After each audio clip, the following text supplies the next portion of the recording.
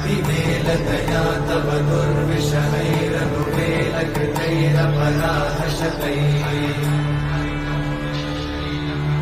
हरितं त्वरितं वृषशैलपते वरया कृपया परिपाहि हरे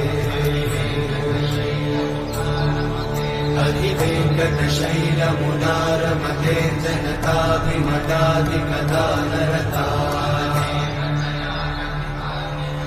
परदेवतया गदितान्निगमयि कमलादयितान्न परं कलये